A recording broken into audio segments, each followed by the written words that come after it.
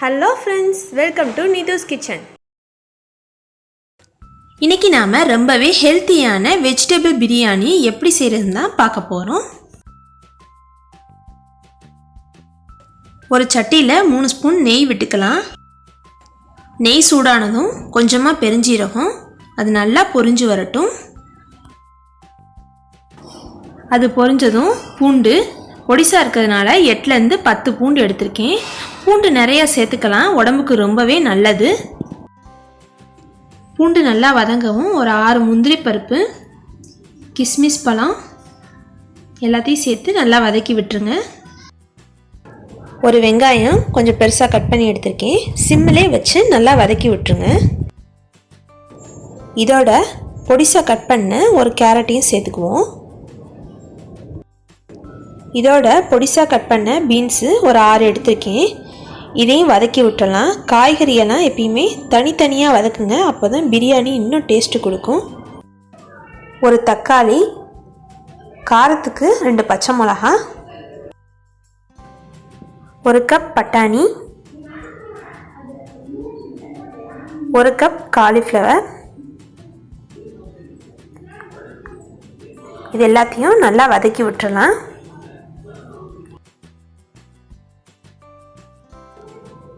வாசனைக்காக பட்டை, பிரிஞ்சி இலை, கல்பாசி, அன்னாச்சி பூ இது எல்லாத்தையும் சேர்த்து வதக்கி விட்டுடலாம்.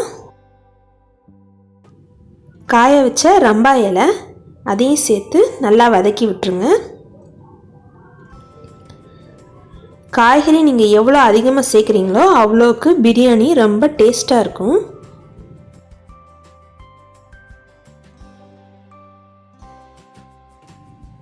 ஒரு கப் மீன் மேக்கரையும் சேர்த்து நல்லா வதக்கி விட்டுறலாம். இதை நல்லா சுடுதண்ணில் போட்டு வேக வச்சு எடுத்துக்கோங்க. வெந்தோன்னே உங்களுக்கு நல்லா பெருசு பெருசாக வரும். அதை 2 தடவை வாஷ் பண்ணிவிட்டு நல்லா புழிஞ்சு எடுத்துக்கோங்க. காய்கறியெல்லாம் நல்லா வதங்கிருச்சு. இப்போ நம்ம பிரியாணி எப்படி செய்கிறதுன்னு பார்க்கலாம். பிரியாணி செய்கிறதுக்கு ஒரு குக்கரில் 2 டம்ளர் தேங்காய் பாலும் 1 டம்ளர் தண்ணியும் எடுத்துக்குவோம். தேவையான அளவு உப்பு, 1/2 ஸ்பூன் மஞ்சள் தூள், 1 ஸ்பூன் மிளகாய்த்தூள், 1 ஸ்பூன் சீரகத்தூள், 1 ஸ்பூன் இஞ்சி பூண்டு விழுது, 1/2 ஸ்பூன் மல்லித்தூள். எல்லாத்தையும் நல்லா கலந்து விட்டுடலாம். கொஞ்சம் லைட்டாக சூடு வரவும் நம்ம காய்கறி எல்லாத்தையும் சேர்த்துக்குவோம். 2 ஸ்பூன் கெட்டி தயிர். வெரைட்டி ரைஸ் செய்கிறப்ப நம்ம தயிர் சேர்த்துக்கிட்டோன்னா கொஞ்சம் டேஸ்ட்டாக இருக்கும். இதோட நம்ம வதக்கி வச்சுருக்க காய்கறி எல்லாத்தையும் சேர்த்து நல்லா கலந்து விட்டுருவோம்.